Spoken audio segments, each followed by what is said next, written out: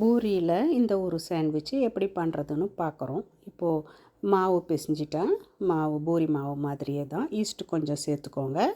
அதுக்கப்புறம் முட்டையை தனியாக ஊற்றி எடுத்து வச்சுருக்கிறேன், அது சாண்ட்விட்சில் வைக்கிறதுக்காக.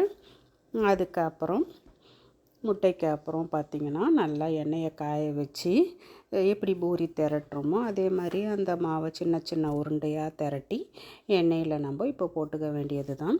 எண்ணெயில் போட்டு இந்த எண்ணெயில் அந்த சின்ன சின்ன முட்டையெல்லாம் வருது இல்லைங்களா, இந்த முட்டையெல்லாம் அடங்குற வரைக்கும் நம்ம வேக விடணும். ஒரு பக்கம் வெந்த பின்னாடி அது மேலகளை தெளிக்காமல் பார்த்து பத்திரமா சல்லிக்கரண்டையால் இன்னொரு பக்கம் திருப்பி விட்டுக்கோங்க. கொஞ்சம் நல்லா மிதமான தீ வச்சுக்கணும் இந்த மாதிரி பூரிக்கெலாம், ஓகேங்களா? ஏன்னா அப்போ தான் அது நல்லா வேகும். கம்மி தீ வச்சிங்கனாக்கா வேகாது. அதுக்குன்னு ரொம்ப தீயை வச்சு தீக்கக்கூடாது. பொன்னிறமாக இந்த மாதிரி வரணும்.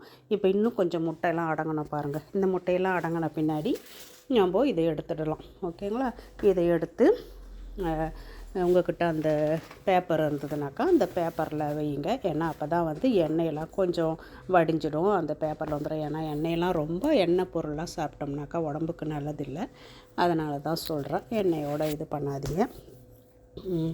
அதுக்கப்புறம் இப்போ எடுக்கிறோம். இன்னும் கொஞ்சம் வேகணும், ஏன்னா சுற்றி கொஞ்சம் முட்டையாக வருது பாருங்கள். அதை அடங்கட்டும். 2 பக்கமும் நல்லா திருப்பி போட்டு நல்லா வேக வச்சு எடுத்துக்கோங்க. எண்ணெய் வேலைலாம் செய்யும்போது பார்த்து பத்திரமா பண்ணுங்கள். மேலே தெளிக்காமல் பசங்களை கிட்ட விடாமல் செய்யுங்க. ஏன்னா எண்ணெய் காயெல்லாம் ஆறுறதுக்கு கொஞ்சம் நாள் ஆகும். இப்போ நல்லா எண்ணெய் வடிகட்டி முன்னாடியே ஒரு தட்டுலேயோ ஒரு யானத்துலேயோ பேப்பரை ரெடி பண்ணி வச்சுருங்க. பேப்பர் ரெடி பண்ணி வச்சுட்டு இப்போ இதை எடுத்து அந்த நம்ம பேப்பரில் வைக்கிறோம். அப்போ தான் அந்த எண்ணெயெல்லாம் கொஞ்சம் வடிஞ்சிடும்.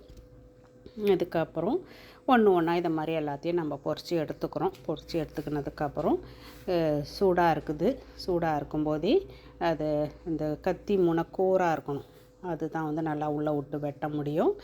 ஒரு காய்கறி வெட்டுற கட்டையோ இல்லை தட்டோ உங்களுக்கு எது சரிப்பட்டு வருதோ. எனக்கு கையை சுடுது, இப்போ தாளை பிடிச்சி செய்கிறேன், அதனால தான் அதை சூட்டோடையே சூடோடு சாப்பிட்டா நல்லாயிருக்கும். இப்போ நம்ம அதை வெட்டுறோம். எப்படி பர்ஸு மாதிரின்னு வச்சுக்கலாம். சாண்ட்விட்சு தான் இது இந்த ஊரில்.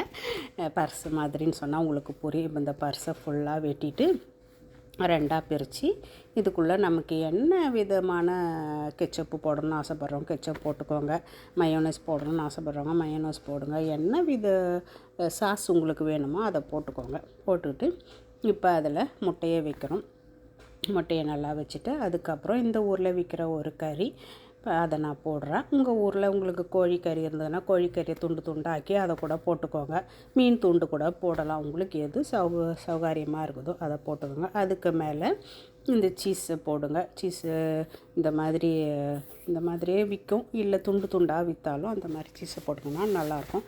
இதுக்கு மேலே உங்களுக்கு எந்த சாஸ் பிடிக்குதோ அதை போட்டுக்கோங்க. தக்காளி இருந்தால் தக்காளி ஒரு துண்டு, சேலட் இருந்தாலும் சேலட்டு ஒன்று போட்டு இதுதான் இந்த ஒரு சாண்ட்விட்சு.